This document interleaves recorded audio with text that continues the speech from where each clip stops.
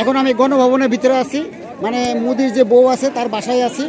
মোদি হাসিনা গেছে মোদির কাছে, মানে শ্বশুরবাড়ি গেছে, এদিকে জনগণ তার বাসা দখল করে নিয়েছে, আপনারা দেখতেছেন। আর এই যে সেই ম্যাট্রেসে শুয়ে শুয়ে হত্যার পরিকল্পনা করত, এই হাসিনা যে হত্যার পরিকল্পনা করত, এটাই সেই ম্যাট্রেস। এই ম্যাট্রেসে শুয়ে শুয়ে সেই পরিকল্পনা করতো কীভাবে কী করা যায়, কিভাবে ছাত্রদেরকে হত্যা করা যায়, যুবলীগ লেলিয়ে দেওয়া যায় কিভাবে। এই সেই ম্যাট্রেস, যে তার বেডরুমে যে ম্যাট্রেসটা ছিল, সেই ম্যাট্রেসটা জনগণ বাহিরে নিয়ে আসছেন, এসে আগুন ধরিয়ে দিয়েছে। আপনারা দেখতেছেন জনগণ আগুন ধরিয়ে দিয়েছে। অবশ্য এখন আজকে সেই ইন্ডিয়াতে ঘুমাচ্ছে।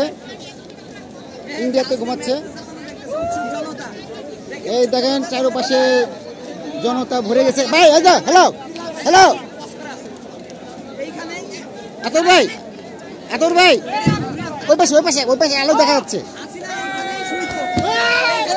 এই সেই সোফার যে সোফা ছিল, সেই সোফাটা আগুনে পুড়িয়ে দিল। আপনারা দেখতেছেন এতে আশেপাশে অনেক উৎসব জনতা আছে এখানে।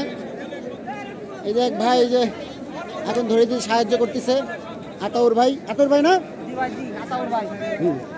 এই আতর ভাই যে আগুন ধরে দিতে সাহায্য করতেছে। আপনারা দেখতেছেন এই আরেক চাচা আসছে এখানে।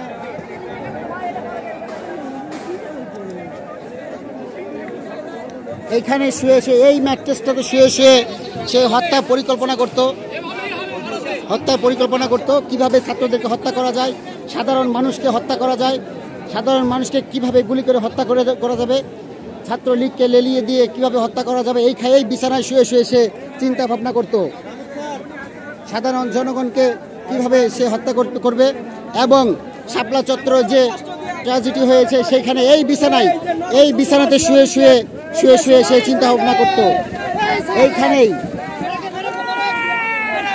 এইখানে শুয়ে শুয়ে যে চিন্তা ভাবনা করতো। এই দেখেন সেই বেডরুমে যে সোফা আছে, সেই সোফাটাও আগুনে পুড়িয়ে দেওয়া হচ্ছে। আপনারা দেখতেছেন তার বেডরুমের সাইডের রুমে যে সোফাটা ছিল, এটা সাইড রুমের সোফাটা ছিল। এটা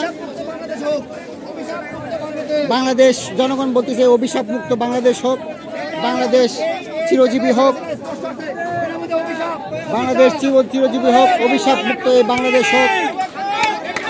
আশা করি আমরা পরবর্তী সরকার যে বাংলাদেশ শাসন করবে তারা এইগুলো নেতিবাচক দিকগুলো বিবেচনা করবে।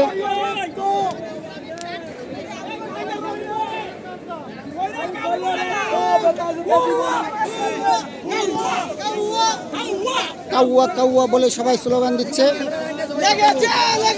ম্যাট্রেস ছিল, ম্যাট্রেসের সাথে পাশের যে বেডরুমে সোফা ছিল, সেই সোফাটাও পুড়িয়ে দেওয়া হলো।